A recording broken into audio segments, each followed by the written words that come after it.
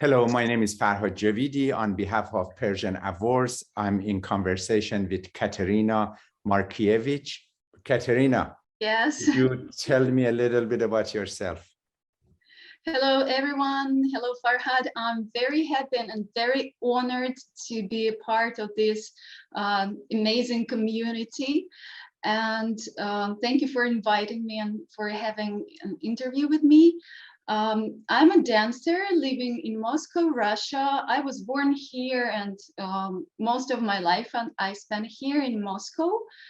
And at this time of my life, I'm being a dance performer and a dance teacher and also a yoga teacher. And this is basically what I'm doing at the moment.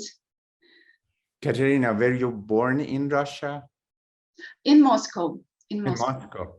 Yes, in the capital. And I believe it was the time that it was still Soviet Union, correct?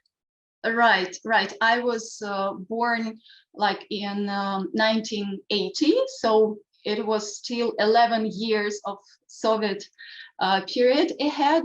Yes, and from my childhood, I remember the so Soviet. You were 11 years old when the system changed.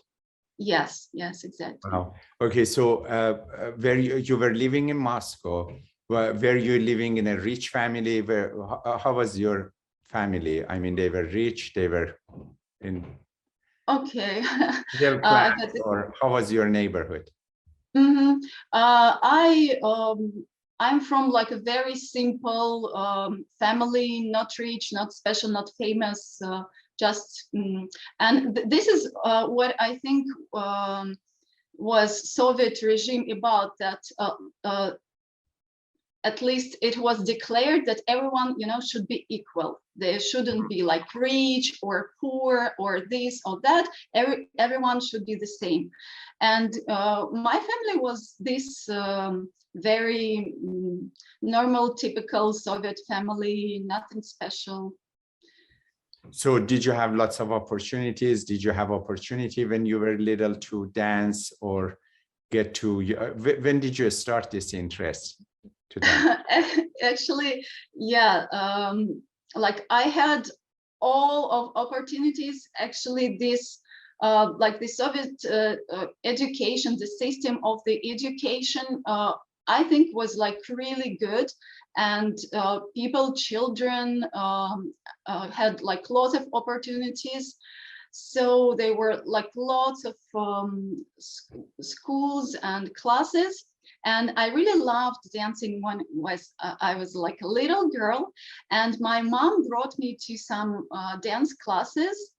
I think it was maybe ballet for like little kids. And I don't remember why, but after just few classes, I quit. I said I wouldn't go there anymore. And since then, I had this idea in my mind that I cannot dance at all. That I was sure that my body is not meant to move to the music. And when I was a teenager, like everyone would go to the party and dance, clubbing and everything. And I would say, no, I cannot dance. I wouldn't go. Don't ask me. So, and actually, after just like years and years, when I was like 30-something years old, I discovered this desire and this pleasure to dance again. So you didn't dance since you were little till you were 30 years old? And no. Was it because somebody made you feel like that? As you said, you quit, but was it because the system had so much expectation from the young dancers, or was it anybody saying anything, or it was just you didn't? I don't remember exactly. I think I was too little to memorize, what happened, and probably it was kind of traumatizing, experience for me. Maybe my psychic system just blocked that memory, but I think it probably the teacher was, you know, like too strict, maybe. Maybe shouting, maybe I don't know, expecting, as you said, like having like too many expectations from little kids. I don't remember, but probably yes.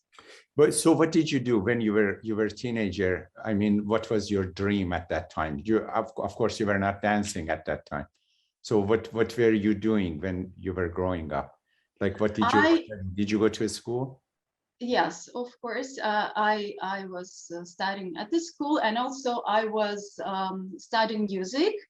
I learned to play piano, and yes, and I had some maybe dreams, you know, to become a musician, maybe to go to college or to continue my musical education. But at the time I was finishing my school, my high school, you know, it was after a couple of years or maybe 5 years after the Soviet Union collapsed.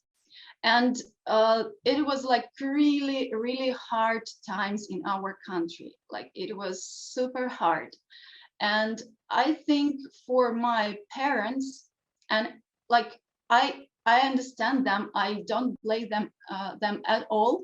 I think it was all this kind of, you know, artistic professions, artistic kind of occupations were too, you know, risky.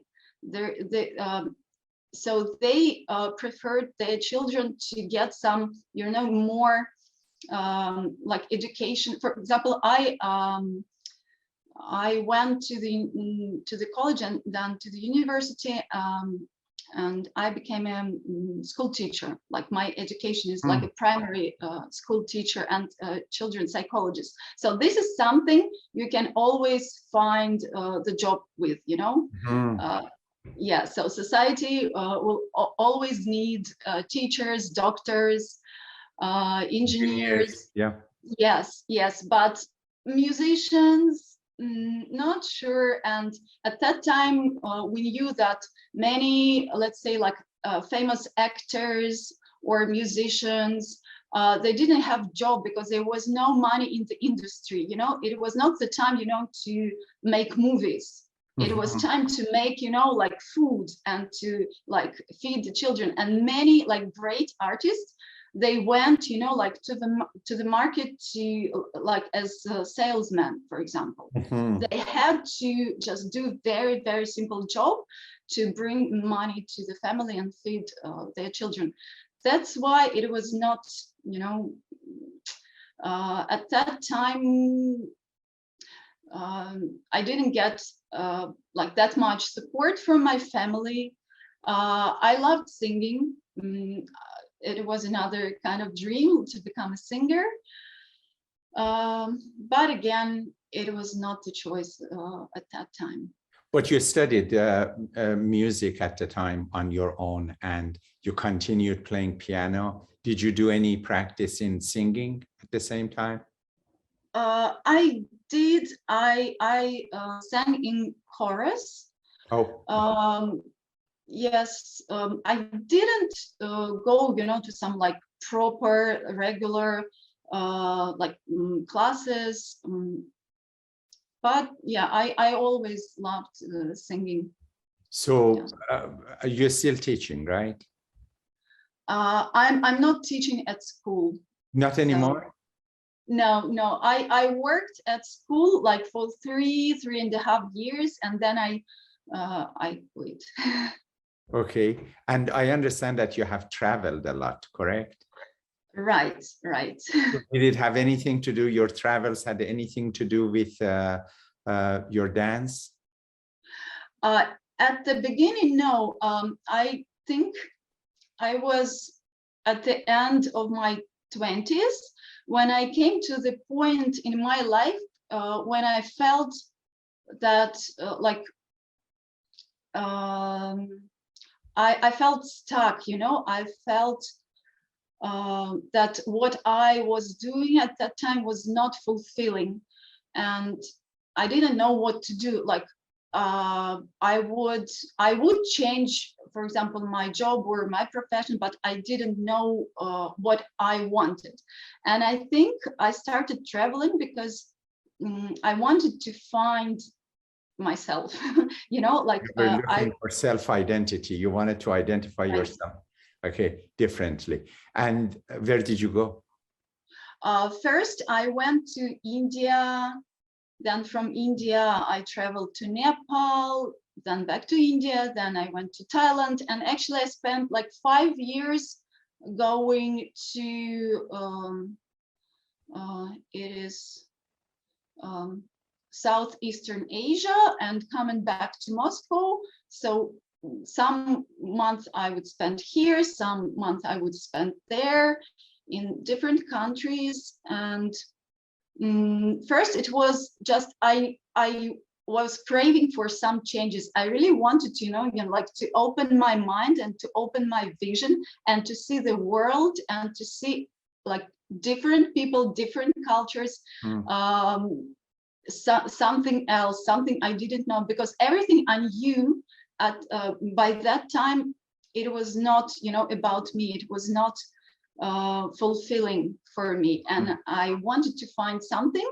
And first I came across with yoga, and through yoga, through my yoga practice and through my yoga training, I met my first dance teacher. Her name is Monica Nataraj. And yeah, this is when my world, you know, changed. And I changed completely. So because first you learned yoga, then you started traveling, or you found yoga as you were traveling?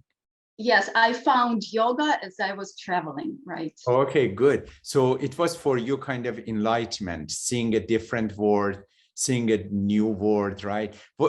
How was it like first time when you traveled? First time you went to India, correct? Yeah. How was it for your first time seeing a different world?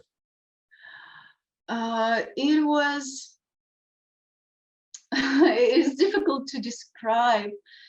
It was so different. I don't even remember that I was, you know, like super surprised or amazed or shocked or whatever. It was just a completely different world. And I was, you know, just like opening all my senses and just absorbing, you know, like all this different world, just letting it to get inside of me. Yeah, you were like just drawn in the new culture, those colors, those dances, yeah. And you saw so many, I'm sure, in India, you could see so many different dances, right?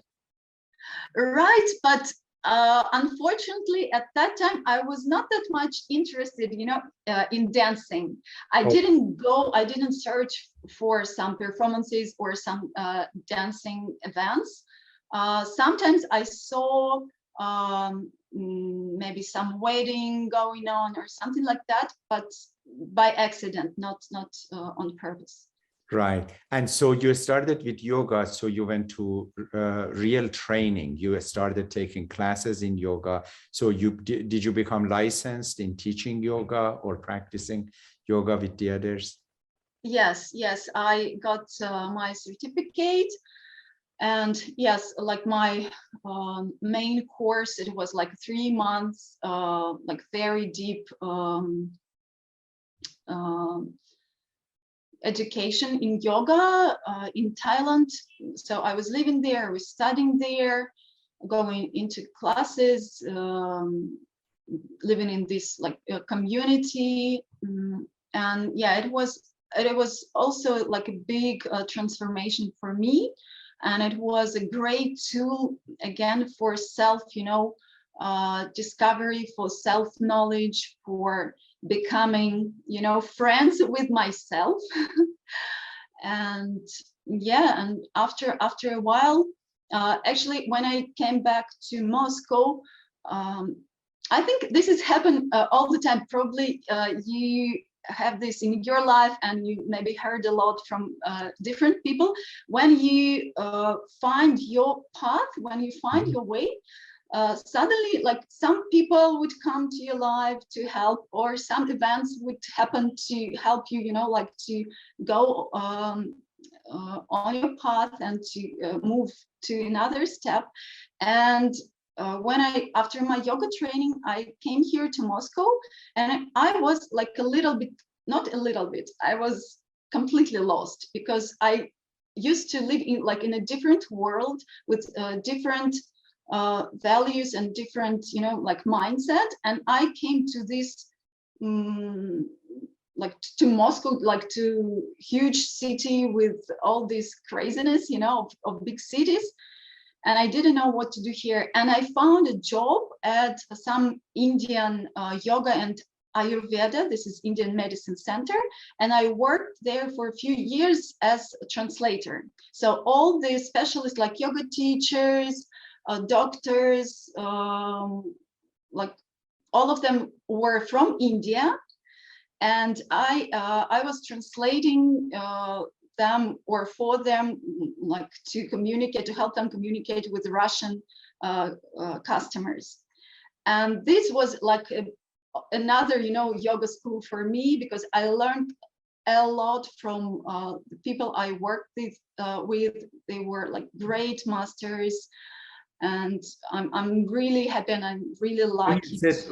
When you said you became a translator, right? Translating from what to what? Which languages? From English. From English. So yes. Your English, you're speaking English so well. So where did you learn English? Yeah, I think I learned everything in my life a little bit later than normally people do. I had English classes when I was studying at school, but it was not enough, to be honest. And that time at Soviet school, there is even this kind of joke that you know, the way of teaching foreign languages was the way that people would never, you know, start speaking the languages. So and I didn't speak, and through years, you know, I didn't use the language, and I forgot completely what I knew. And when I started traveling, that was, you know, like a big kick for me to start learning English again. So I went to some courses, and I had a lots of practice because of the traveling. I had to communicate all the time, and that was also like so the best training. Did you learn any other languages? No. That's English and Russian. Yeah. So your job was in that center to help Indians, you know, to more communicate in Russian by using English, correct? Right, right. Okay. So at that time, you were not teaching yoga, even though you were certified, but you were not teaching yoga. No, because I felt like I needed. Yes. And my first, you know, like in yoga, and I think in lots of this serious training, you may have like many teachers, but there is, you know, the teacher, someone like who's really who had like really great impact. And like my yoga teacher from that center, he encouraged me to start. He said, you will never reach perfection, like never ever. And if you wait for perfection, you will not start anything in your life. You should start. So, did you start teaching yoga in the same center? No, because there all the specialists were from India. So they didn't invite Russian instructors to teach. So how did you start your own training or teaching? Again, by kind of accident.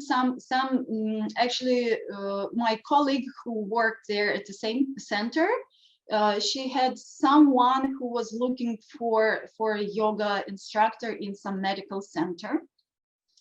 And yeah, I went there for the interview and they hired me.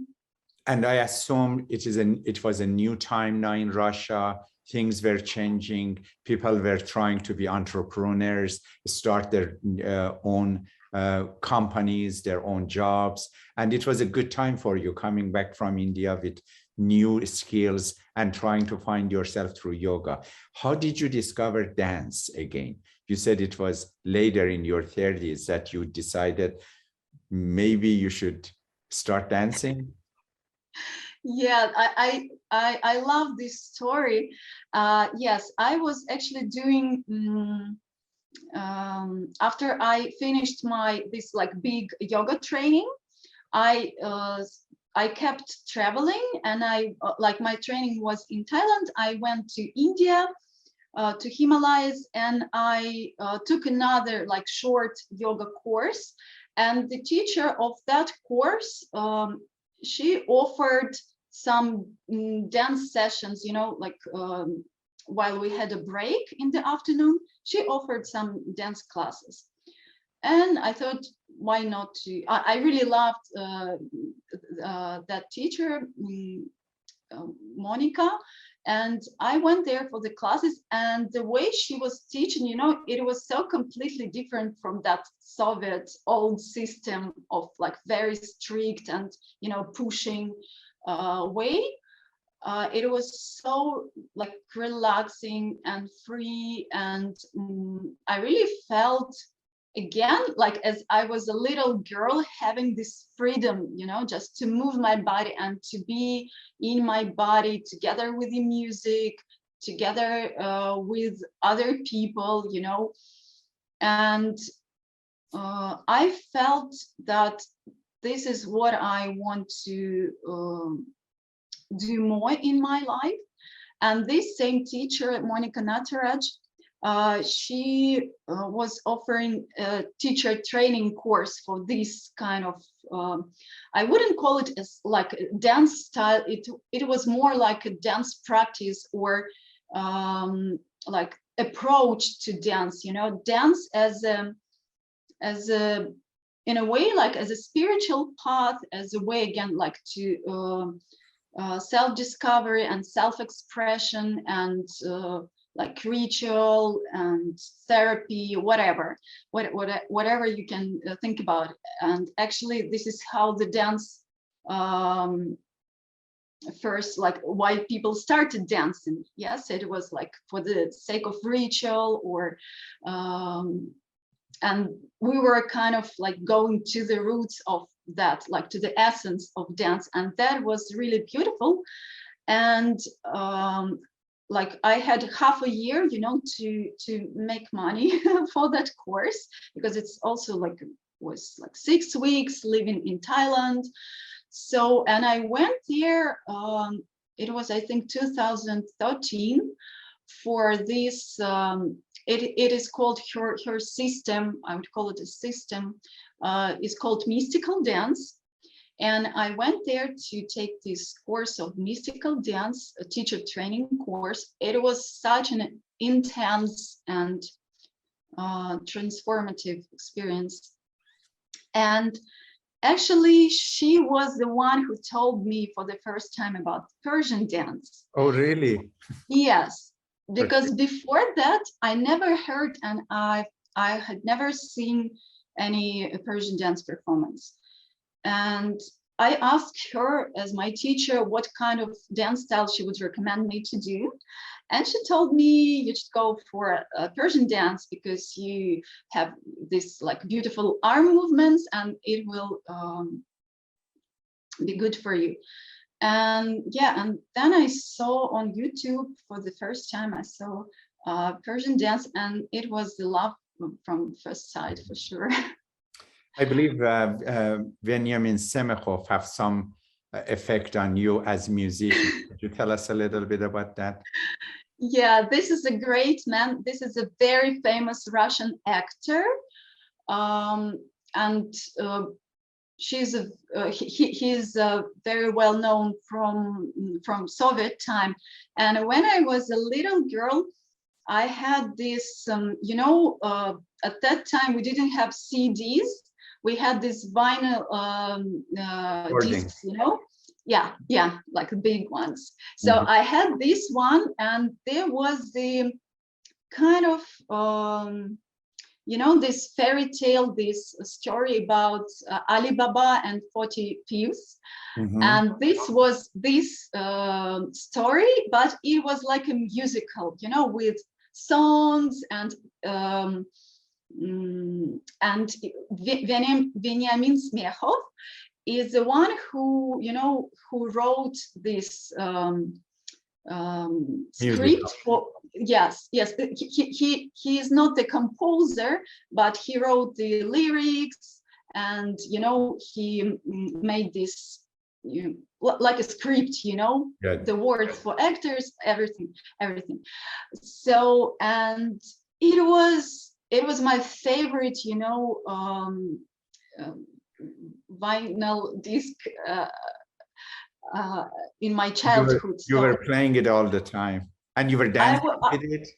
Yes, I would, you know, like I would find my mom's jewelry or some clothes, like I'm having like long dress. Costume, Yes. I was acting like one of the female characters. Yes, I loved that. And Benjamin Smechov, he's a great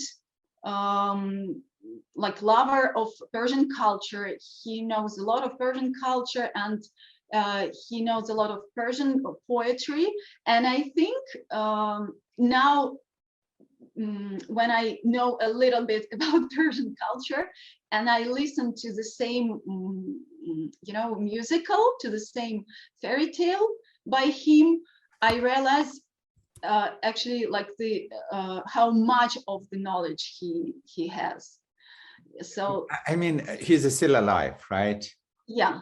And yes. We should contact him. I mean, he has such a big effect on your career and your life. And so that Persian dance and Persian music, kind of background of Persian music, at least in his work, had something with you later getting to Persian dance as well. I think so, yes. It was planted like a seed, you know, and like since my childhood, I knew about Nowruz, for example, because in this story, at the end, there was a big Nowruz celebration. Oh, okay. So for me, it was like very familiar, you know. So it was a trigger that when it happened in Thailand that you were taking this dance class, and when she talked about Persian dance, you already, you know, were so receptive to that, and you could do that. And did she say you look Persian as well at the time? No. Has anybody else said that? Not really. Not really. Do I? Yeah, you look very Persian. You know, I mean, I would have mistaken you with Persian woman if I had seen you first. Anyway, so what happened then? So you started taking classes in dance, and you got familiar with Persian dance. And what happened after that? Actually, I got like a great disappointment, because when I came back to Moscow to find a teacher, I was, you know, like so excited to start my Persian dance training, but I couldn't find anyone at all in Russia, in the whole country, teaching Persian dance. And it was, you know, I was very sad. Yeah, kind of disappointing, right? That you couldn't find it. Yeah, it was very disappointing.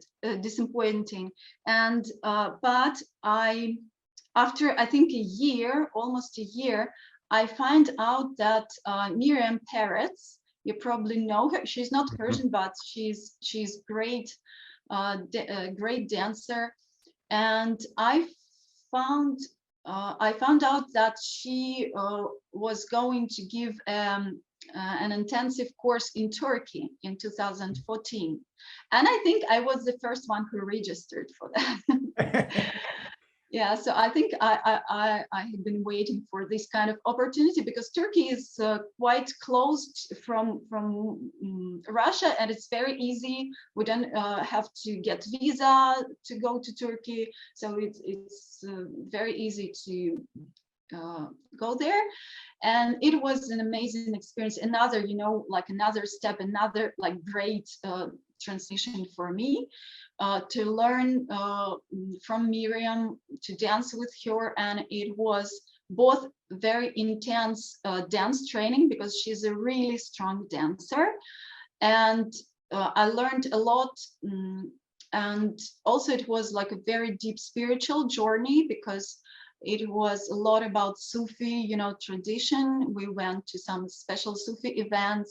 We went to Konya, and there were like lots of events related to Rumi, and we went to another the center of another Sufi order in Turkey, very different tradition from Matlavi's. So I understand that Miriam's retreat was more than just teaching dance. She was trying to embrace you with the culture, kind of like inspire you with so many elements of the culture. Could you tell us more? What did you do in those retreats? Like, how long was it? Was it a week? I think it was around 2 weeks with like all the traveling around the country. So we started in Istanbul. The main training, the dance training was in Istanbul, and each day was related to some, first of course we started with Persian dance, with Persian style, and then each day we added she was teaching some other styles which are from the same kind of area, like Uzbek dance, Tajik dance, Afghan dance. So it was like much wider, perspective on this culture. And I think it was great. Did you have a chance to actually see the city? Yes. So you went to different places together. So how many dancers were there at the time? I think around 20 or 25, maybe. 25, all women, right?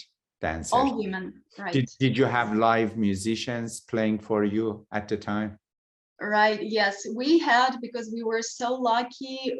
We stayed at like a family house, and it was a Sufi sheikh, actually.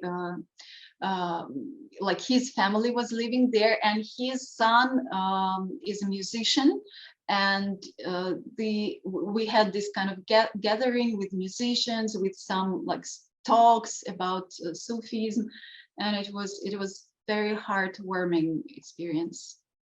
What did you eat? Did you go out to restaurants to eat, or were they cooking for you at the house that you were staying? It was a full treatment. In the morning, I think we had breakfast at the house. They would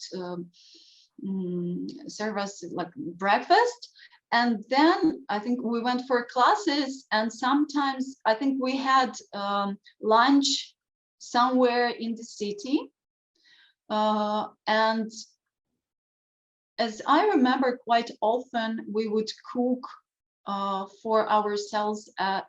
So you had a chance to actually experience even Turkish food and different cultural food. Just the same. You had this experience, of course, in several other countries before that, but you'd never been in Turkey. I think it was my second time in Turkey, but before that I was just just a tourist, going to the hotel and not seeing that much of the culture. And then you then with her you did some traveling inside of Turkey as well, right? You went to different cities, yes, including Konya. Yes, we went to Konya, and again we stayed in a very special house, and it was what I I'm really grateful for is that we really had this authentic kind of experience. You know, we didn't stay in like 5-star hotels or anything like that. It was like very, very authentic Turkish atmosphere around, and that was great. Yeah.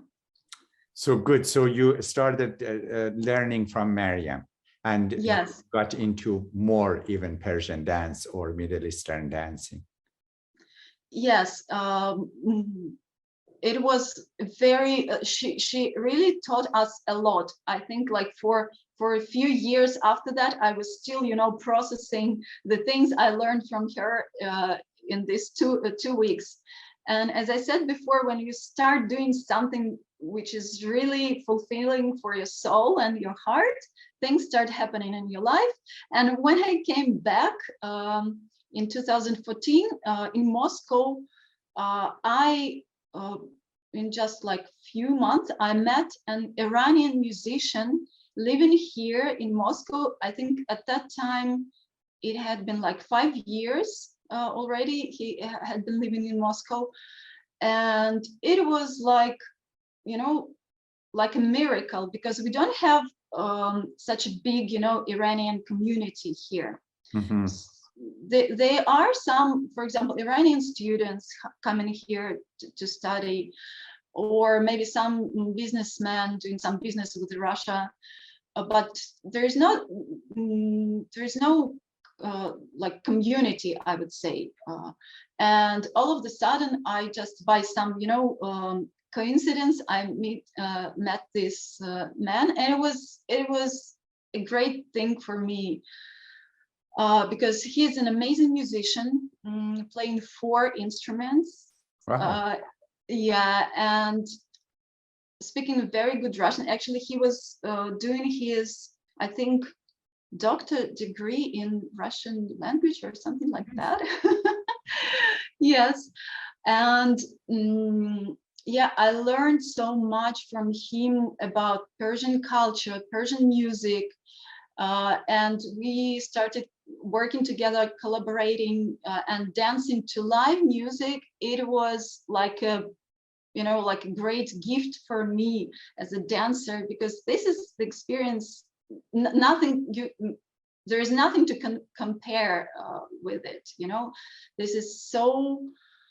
I don't know, this is so special when you like improvising together and listening to each other, you know, sensing each other, responding to music to dance and dance to music. And it was like for a few years, like we're still working together, but we don't do like performances like live music and dance anymore for certain reasons. But we're still like very good friends. And yesterday, for example, we had an evening of Persian poetry. Oh, really? Huh. Yes. You do that. I mean, in the so you have a few Persians that they could attend to do. Yes. So this musician, because like he has lots of friends, he's very, you know, very sweet, very nice person.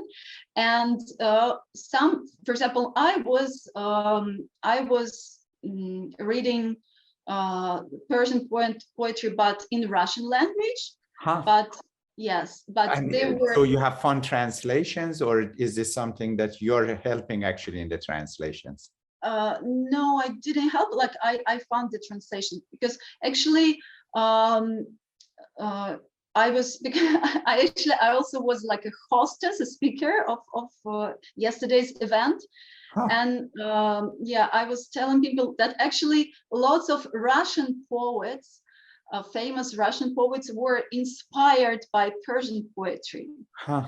Many of them, they devoted, for example, like a series of poems to like Persian culture or Persian poetry or something Persian.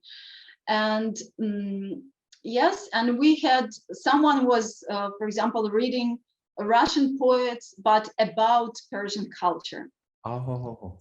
For example, and of course we had, there was Iranian man who was reading like in Persian language, and there were people from Afghanistan and Tajikistan. They were also like reading in Persian language. So the different dialects. But do you remember any of the poets that you read from last night? I was reading some little parts of Nizami's poem, Layli and Majnun. Oh, okay, that's so cool. So no, I was just wondering to see if they're mostly reading classic poetry of Persian, or do they read any of the modern poetry as well? Mostly classical Persian poets, but we had, because it's not like the first time we were doing this kind of event, and before that we actually yes, we had another, like the theme of the event was the modern Persian poets. Of course, Persian classical poetry has so many stories embedded in the poetry, from Nizami's poems to Rumi to Book of Kings. The stories there are so rich that, as you said, if musicians find out about this rich culture, they could make so many beautiful musicals that they already have. But is that there is so much room for that, and so much dances that could be choreographed with these stories. It's right. So beautiful. Right. So we got to the point that you met these musicians in Russia, Persian musician, and that inspired you even more to dance Persian, right? So what do you do now, Katerina? Yes, right now I teach Persian dance, because at a certain point, I think people were seeing me, you know, at these performances, and someone would come after that and ask, do you have classes? I would like to learn dancing like you. And first I thought, no, like I cannot teach Persian dance. And after some time I thought, why not? Because actually, there were still no one teaching Persian dance, and I felt that there was a request, you know, from people, and I felt that, like, after some time I had something to share, you know, I had something to tell people, to show, to you know, to direct them to know more about Persian culture. And first, I think I had just, like, you know, 2 students, and I was not sure where we were moving, you know, just doing it for more for like fun for ourselves. And like with time, more people came, and we started, for example, I started creating some choreographies, and we would do some like group dance, and we would go to some dance festival and started taking part in some concerts. And I cannot say that my school is big at the moment, but they are, you know, regular students and people who are really involved, you know, in the process. And this is very important for me. So they want to, you know, to learn more, they want to know more, they want to you know, to dance more. And what is very important, and for me as a teacher, as a leader of this, actually for now it's like the only Persian dance school in Russia. And what is important for me is not just the learning, you know, like movements and sequence of movements, but to get to know the culture. That's why we go to some Persian music concerts together. You have Persian concerts in Russia right now? Sometimes they are. There is Iranian singer living here in Moscow, and from time to time he invites some other musicians from Iran, and they give some concerts in Moscow Conservatory. So it's really? Like, yes, yes. That's so cool. Yeah. You mentioned that you learned Persian dance from two trainers that they were not Persians, but you have had opportunity to actually be trained by Persian dancers as well, correct? Yeah, that's right. And this was another great, step for me. When I felt that, okay, like to be able to, to move on, to grow as a dancer, I have to learn more, and I have to learn from Iranian teacher. And by that time, I already knew like the book on Persian dance by Shahrazad Khorsandi. And I knew that she was like a great teacher, and this is, I think, a very important thing in any kind of training, and in dancing training as well, to have a system, not just to learn here and there, this and that, but to have like the proper system of the structured system of dance training. And I felt that Shahrazad has this, this system, because to write a book, you have to, be able to. So how did you find Shahrazad? I find her. I think I found her website, or maybe I find her on social media. I don't remember exactly.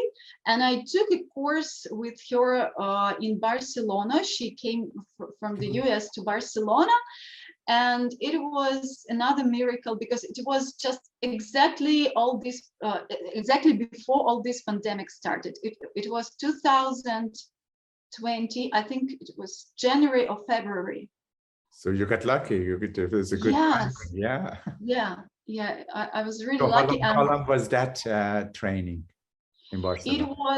It was 3 or 4 days. I think it was 3 or 4 days, like from morning to evening with homework.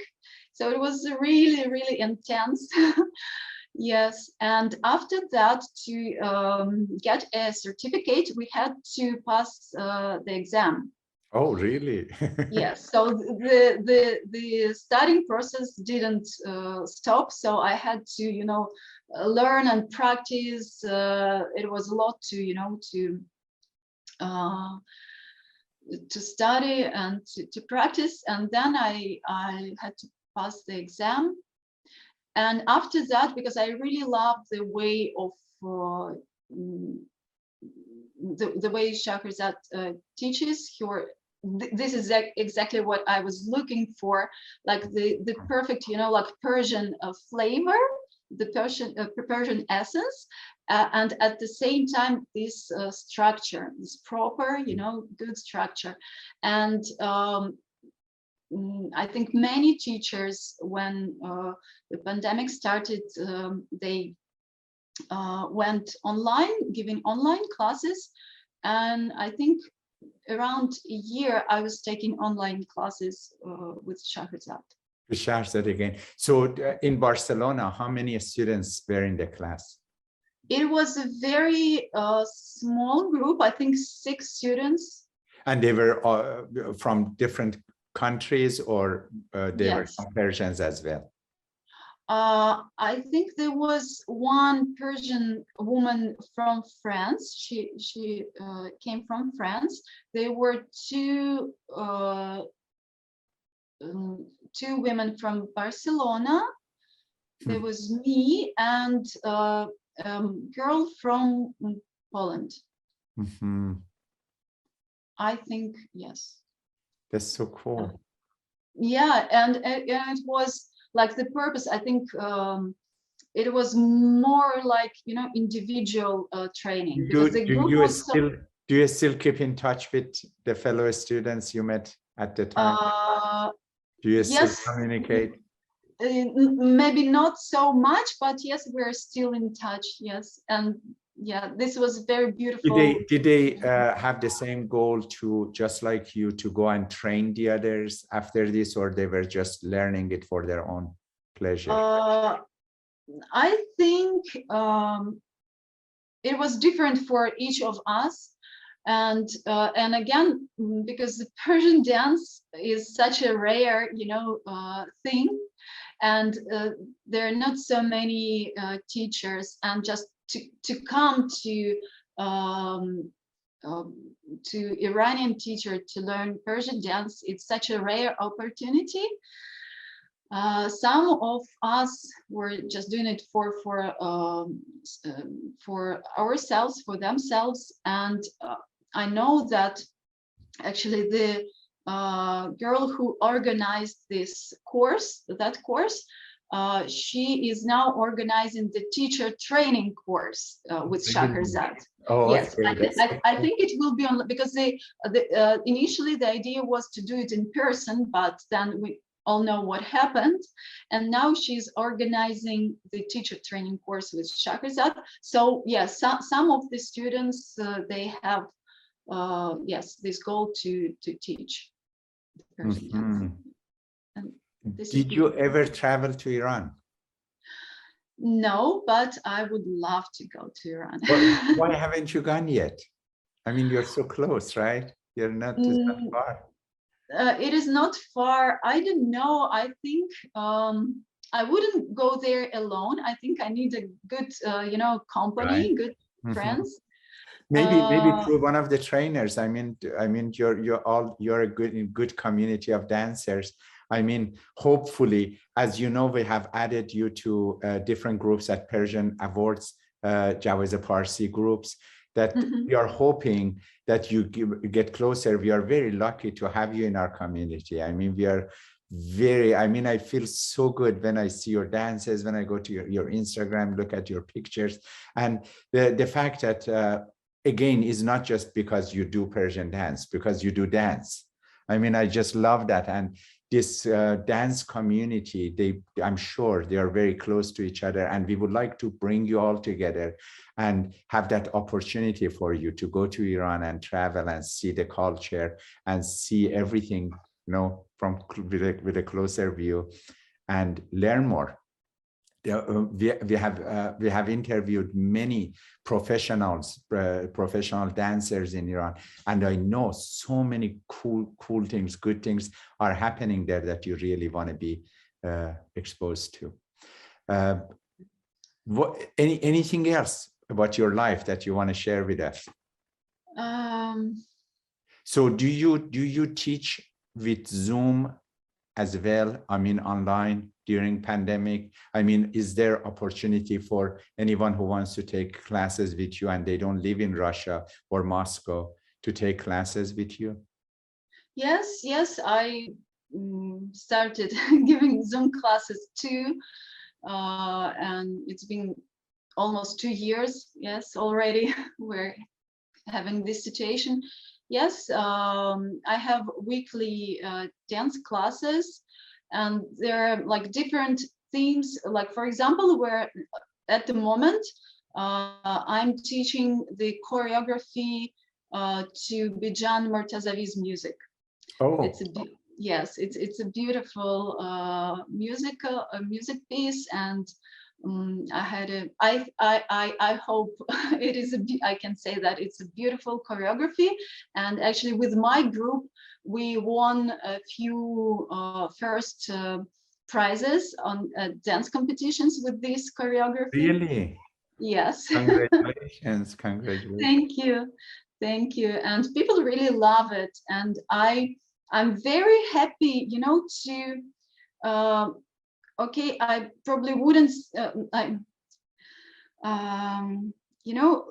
because Russian people, as I told you about Russian poets, that poets were inspired by Persian culture and poetry. But I think in general, Russian people are interested and intrigued by Persian culture, and we feel some kind of, attraction, some kind of even similarity, you know. And actually, historically, we had, like, our countries had so many, you know, interconnections. And for example, I saw a lots of gifts from Iranian shahs to, for example, Russian imperials in Russian museums, for example. So there was a lot of communication going on between our countries. And there is always this kind of interest, you know, in Russian people to Persian culture. And what maybe it was another thing that encouraged me to start teaching Persian dance, because I saw Russian dancers performing Persian dance as not, you know, like some traditional or some actual style, but more like a fantasy about, you know, what Persian dance would look like, something like that. More like a fairy tale kind of image, which has nothing to do with the real authentic Persian dance tradition.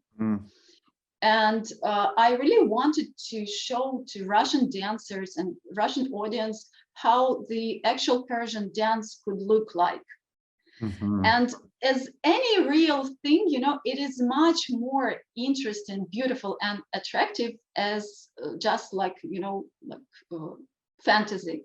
And I think that's why people love our performances, because we are like, I'm really taking care of not going into my, you know, own just fantasies, but to always be rooted into tradition, you know. And yeah, I think that's why I would say so far we've been pretty much successful with our performances, and I hope it will be growing more. So, and that's why I decided to teach this choreography to Bijan Murtazavi's music, because I think it is very it has this Iranian, you know, vibe. And yeah, right now we're learning this. So have you been in any performances yourself? Have you had the opportunity to actually dance in a performance, like a musical or a... Okay, no. No, you haven't had that opportunity yet, but it would be so cool if it happens. I want to ask you this question. Listen, I mean, you dance, of course, you know, this is professional dance that you do, but do you dance for just fun? Like when you go to parties, do you dance? Do you do different kind of dance, or what is the expectation? People know that you're a dancer, right? Professional dancer. When you go to people's party, do you feel comfortable dancing? Because as soon as you get up there, people have expectation. They want to see a different kind of dance, right? How does that work? This is at the moment I'm completely comfortable with dancing, like anywhere to any music, whatever. If there is any opportunity to dance, I would dance, no matter where. Yeah, I would dance. So do you have opportunities to go out, for example, to discos, to dance places, to actually dance, or you don't do that? I don't do that because I don't maybe like it so much, you know, like loud music and too crowded places. It's a different kind of dance. It's a different kind of dance, right? I mean, I do. I'm not a professional dancer. I go to places, you know, to dance, loud music, jump out, do different crazy things. But you don't do that. When for you, is everything has to be structured, right? No, not at all. Not at all. I can do like any music I hear, I can dance like just as I feel, because I also did like lots of different kind of, you know, dancing and movement trainings. I think I feel pretty much comfortable in my body to just to move, you know, like it doesn't have to be structured or, you know, perfected. I just move. What about the other people? Do they get nervous dancing with you because they know you're such a great dancer? You know, I mean, I would be so nervous if you would start dancing. I don't know what to do. I usually just jump around and do different crazy things, but with you, me too, believe me. I do the same. Okay. For example, if I at someone's party, for example, like birthday party or wedding, Yeah. I just dance with everyone. I'm not, you know, showing off my skills and everything. I'm just being as crazy as everyone. But I'm sure people will still ask, am I doing it right? Am I doing this okay? Is this okay? You know, do this. I'm trying not to, you know, like to show it off and just to be with others at the same, you know, vibe. That's so cool. Anyway, so any other things you want to add to this conversation for today? I would tell you thank you so much again, and for this interview, for paying attention to my work and to what I'm doing. And I really feel like, you know, being accepted to this beautiful community. And it is so what I think, yes, I would like to add like something that what attracts me into Persian dance and Persian culture in general, that I find these three very important things for me in life in general.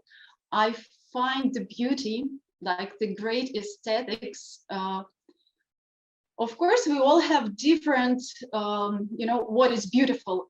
It's for different person, there is something different. Yes, and for me, like the beauty in like Persian way, it's very, you know, I feel pretty much connected to that, like this beauty, and intelligence, because we already told about poetry and very deep philosophy and deep meaning. And I find it like everywhere, like in any form of Persian art, it is there. And in dance, this is such a great, you know, relief for me to be able to express some, you know, ideas, some thoughts through dance, you know, not writing, not making the words, because sometimes words cannot, you know, reach the heart, you know, cannot reach the feelings. But with dance, with movement, not in any style of dance, we're able to, you know, to bring the like the deep meaning. And in Persian dance, there is this opportunity, and I love that. And another thing is love and this very hard, warming feelings and emotions, which are everywhere in Persian culture, in Persian art. And this is so great. And I feel so, I'm so touched, you know, by feeling this, being accepted in this beautiful community. And thank you so much. Katerina, we are very lucky to have you. I mean, someone with this much experience. I mean, so many travels that you have done. You have been learning about so many other cultures. And now I really feel you're going to be enriching Persian dance, because now you are bringing all these different cultures, different experiences that you have had. And like my parents are from Azerbaijan, and my grandparents have come from Russia. And I mean, this is the whole world. We are all together. As you said, we are learning from each other. You talked about Tajik, you talk about Afghani culture, you talk about all different cultures that you have learned. And now when you are trying to come up with a new choreography, in your mind, you are combining them all. And now you still want to learn. I mean, this is the beauty of you, you know, that you don't see yourself as a professional who has learned all the things that needed to be done or to be learned, right? you still say, I want to go to Iran, I want to be exposed to. That's why we are here at Persian Awards. We are creating a network for you that you be able to connect. Like, I'm sure that you have not had opportunity to get to know Farzana Kabuli or Haide Kishipur, right? I mean, I have added to a group that now you could easily have a conversation with them. And we are trying to bring roundtables or the discussion groups that we get together and we talk about different subjects in dance. I'm not a professional dancer. I don't know much about dance. I'm just here to get to know you and create a network for you. Later, I would love to bring you together, that you have that conversation that our viewers love, and they get the opportunity to, by knowing you, take your classes. I'm going to provide all your information on this interview. When we post this interview, I will add those conversations. But anyone who is interested to be in contact with you, they come to your Instagram. They could communicate with you through Instagram. Is that easiest way, or Facebook? I think Instagram is better. Okay. Yeah. So they could send you a message and learn more about your classes and how to be in contact with you. Sure. Yeah.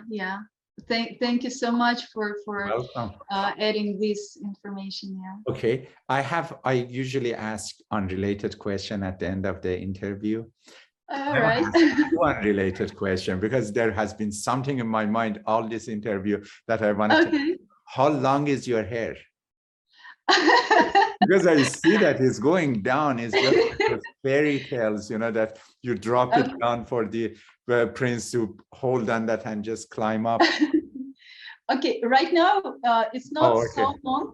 Yes, it's it's to, I think, up to the lower, like the end of the lower back, the lower part of the lower back. That's so cool. And that really helps you when you do those Rumi kind of Sufi dances, when you go around with the hair and with those dresses that you do. I believe that in Mariam's retreat, you dress up differently every day, right? And sometimes you go by the ocean, sometimes you go to the hill, and you dance by moving around. And when those hair go around, it is so beautiful. It adds more to the movement of the body. My unrelated question: when you say in English, because you said English is your second language, when you say, give me a moment, how long is that moment? When you say, give me a moment, right? Or a moment, you're asking someone to wait for a moment. How long should they wait? How long is that moment? Just guess. I don't know, like 2 seconds. 2 seconds. Yeah, usually people think moment is 1 minute. You know what I mean? Or give me a minute, or give me a moment. It is the same. It's not. But it's not 2 seconds. 2 seconds is just like 1001, 1002. It is just so little. Should be more than that. Another guess? Do you want to have another guess? I don't know. But it is a moment. It should not be long. It should be a moment should be like right here, right now, and then it's over. Read fast, yeah. Yeah. Is a medieval time unit that people actually had, and they would call it a moment at the time, and it was 90 seconds, which is 1 minute and 30 seconds, minute and a half. Okay. It is just interesting to know, because people say a moment. You don't know how long you should wait. You know what I mean? Give me a moment. You know what I mean? How much is that moment? Thank you again for being with us. Thank you for sharing your life. And I wanted to get to know you. As I said, I have been following you, and I wanted to learn more about you. I believe there is still so much to learn. I have so many other questions, but we would be having you again in other events, and we will learn more about you. Thank you for being with us. Thank you so much, and thank you for creating this beautiful space for people all around the world to connect together and to learn more about Persian culture. Thank you. Thank you. Bye. Goodbye.